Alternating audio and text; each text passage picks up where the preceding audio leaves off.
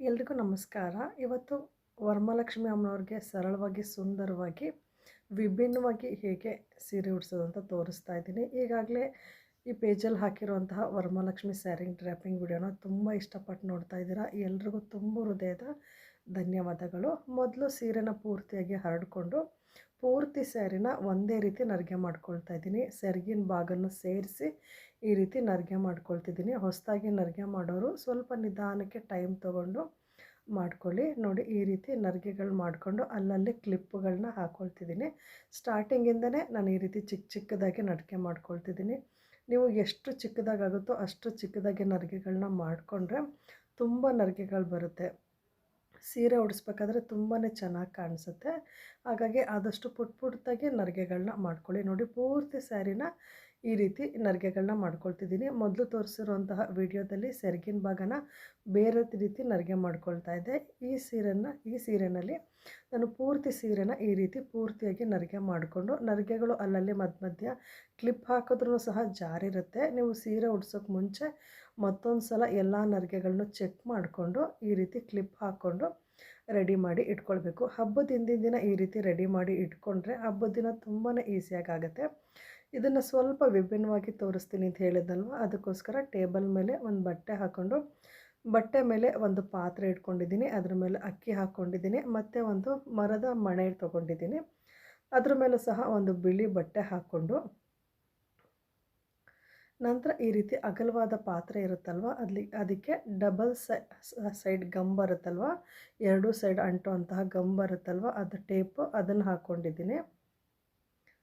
ಅದನ್ನು ಹಾಕ್ಕೊಂಡು ಅದ್ರ ಮೇಲೆ ಬಿಂದಿಗೆಗಳನ್ನ ಕೂರಿಸ್ಕೊಳ್ತಿದ್ದೀನಿ. ಇದರಿಂದ ನೀವು ಅಗಲ ಇರೋಂತಹ ಪಾತ್ರೆ ತೊಗೊಂಡಿದ್ರಿಂದ ಏನಾಗುತ್ತೆ ಅಂದರೆ, ವರಮಹಾಲಕ್ಷ್ಮಿ ಅಮ್ಮನವ್ರಿಗೆ ಸೀರೆ ಉಡಿಸ್ತಿರಲ್ವ, ಅದರ ನರಿಗೆಗಳು ಅಗಲವಾಗಿ ಹರಡ್ಕೊಳ್ಳುತ್ತೆ. ಐಟಿಗೋಸ್ಕರ ಪಾತ್ರೆ ಇಟ್ಕೊಂಡು ಅದ್ರ ಮೇಲೆ ಮಣೆ ಇಟ್ಕೊಂಡಿದ್ದೀನಿ ಅಷ್ಟೇ. ನೀವು ಬೇಕಿದ್ರೆ ಎತ್ತರವಾದ ಮಣೆ ಇಟ್ಕೊಂಡ್ರೆ ಕೆಳಗಡೆ ಪಾತ್ರೆ ಮತ್ತು ಅಕ್ಕಿ ತೋರಿಸಿದ್ನಲ್ವ, ಅದನ್ನು ಇಟ್ಕೊಳ್ಳೋದು ಬೇಡ. ಒಂದು ಮಣೆ ಇಟ್ಕೊಂಡ್ಬಿಟ್ಟು ಅದ್ರ ಮೇಲೆ ಈ ರೀತಿ ಪಾತ್ರೆ ಇಟ್ಕೊಂಡು ಅದ್ರ ಮೇಲೆ ಒಂದು ಬಿಂದಿಗೆಗೆ ಕೋಲ್ ಕಟ್ಕೊಂಡು ಈ ರೀತಿ ಸೀರೆನ ಎರಡೂ ಸೈಡ್ ಈಕ್ವಲಾಗಿ ಹಾಕ್ಕೊಳ್ಬೇಕು. ನಿಮಗೆ ಕಾಣಿಸ್ತಾ ಇದೆ ಅಲ್ವಾ, ಈ ರೀತಿ ಎರಡು ಸೈಡ್ ಈಕ್ವಲಾಗಿ ಹಾಕ್ಕೊಂಡು ಎರಡು ಸೈಡ ನರಿಗೆಗಳು ಒಂದೇ ರೀತಿ ಉದ್ದ ಇರಬೇಕು. ಆ ರೀತಿ ಹಾಕ್ಕೊಂಡು ಮಧ್ಯೆ ಒಂದು ಪಿನ್ ಹಾಕ್ಕೊಂಡು ಎಲ್ಲ ಕ್ಲಿಪ್ಗಳನ್ನು ಬಿಚ್ಕೊಳ್ತಿದ್ದೀನಿ. ಹಿಂದ್ಗಡೆ ಸೀರೆ ಮೇಲ್ ಕಾಣಿಸುತ್ತೆ, ಅಲ್ಲಿಗೆ ಕೋಲಿಗೆ ಹಿಂದೆ ಸೀರೆ ನರಿಗೆ ಬರುತ್ತಲ್ವ, ಅದನ್ನು ಕ್ಲಿಪ್ ಹಾಕಿ ಎಳೆದು ಹಾಕ್ಕೊಂಡಿದ್ದೀನಿ. ಎರಡೂ ಸೈಡು ಕೋಲ್ ಮೇಲೆ ನರಿಗೆ ಕೂತಿರುತ್ತಲ್ವ, ಅಲ್ಲಿಗೆ ನಾನು ಪಿನ್ ಹಾಕ್ಕೊಳ್ತಿದ್ದೀನಿ. ಸ್ಯಾರಿ ಪಿನ್ನ ಹಾಕ್ಕೊಂಡು ಜೋಡಿಸ್ಕೊಂಡು ಎಲ್ಲ ಕ್ಲಿಪ್ಗಳನ್ನೂ ಬಿಚ್ಕೊಂಡು ನರಿಗೆಗಳನ್ನ ಮಾಡ್ಕೊಳ್ತಿದ್ದೀನಿ. ಕೆಳಗಡೆ ನರಿಗೆ ಸ್ಟಾರ್ಟ್ ಆಗಿರುತ್ತಲ್ವ, ನರಿಗೆಗೆ ಸ್ಟಾರ್ಟಿಂಗ್ ನರಿಗೆನ ಎರಡು ಸೈಡು ಪಿನ್ ಹಾಕ್ಕೊಂಡಿದ್ದೀನಿ. ಅಂದರೆ ಎರಡು ನರಿಗೆಗಳು ಕೂಡ್ಕೊಳ್ಳೋ ರೀತಿ ಪಿನ್ ಹಾಕ್ಕೊಂಡು ನಿಧಾನವಾಗಿ ಈ ರೀತಿ ಜೋಡಿಸ್ಕೊಳ್ತಾ ಇದ್ದೀನಿ ನರಿಗೆಗಳನ್ನ. ಕ್ಲಿಪ್ಗಳನ್ನ ಬಿಚ್ಚಿದ ಮೇಲೆ ನರಿಗೆಗಳನ್ನ ಜೋಡಿಸ್ತೀವಲ್ವ, ಅದು ಒಂದೇ ಸಲ ನೀಟಾಗಿ ಕೂತ್ಕೊಳ್ಳಲ್ಲ. ಒಂದು 2-3 ಸಲ ಟ್ರೈ ಮಾಡಬೇಕು ನೀವು. ನರಿಗೆಗಳನ್ನ ಒಂದು 2-3 ಸಲ ಜೋಡಿಸ್ತಾ ನೀಟಾಗಿ ಕೂತ್ಕೊಳ್ಳುತ್ತೆ. ನಾನು ಅಷ್ಟೇ ಕೊನೆಯಲ್ಲಿ ತೋರಿಸಿದ್ದೀನಲ್ವ, ಆ ಹಂತಕ್ಕೆ ನರಿಗೆಗಳು ಕೂರೋದಕ್ಕೆ ತುಂಬಾ ಸಲ ಅಂದರೆ ಒಂದು 2-3 ಸಲ ನಾನು ನರಿಗೆಗಳನ್ನ ನೀಟಾಗಿ ಜೋಡಿಸ್ಕೊಂಡಿದ್ದೀನಿ.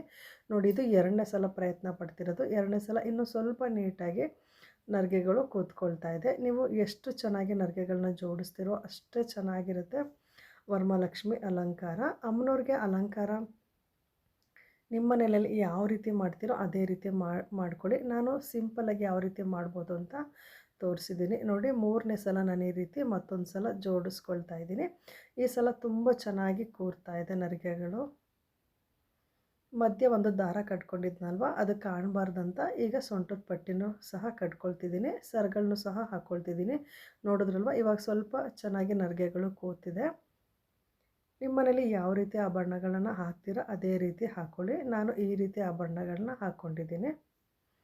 ವರಮಹಾಲಕ್ಷ್ಮಿ ಹಬ್ಬದ ದಿನ ಅಮ್ಮನವ್ರಿಗೆ ಎಷ್ಟು ಅಲಂಕಾರ ಮಾಡಿದ್ರು ಕಮ್ಮಿ ಅಂತಲೇ ಅನಿಸುತ್ತೆ. ಇನ್ನೂ ಏನಾದರೂ ಅಲಂಕಾರ ಮಾಡ್ಬೋದಾ, ಅಮ್ಮನವರು ಇನ್ನೂ ಏನಾದರೂ ಚೆನ್ನಾಗಿ ಕಾಣಿಸೋಕ್ಕೆ ಪ್ರಯತ್ನ ಪಡ್ಬೋದಾ ಅಂತ ಅನ್ನಿಸ್ತಾನೆ ಇರುತ್ತೆ ಹಬ್ಬದ ದಿನ.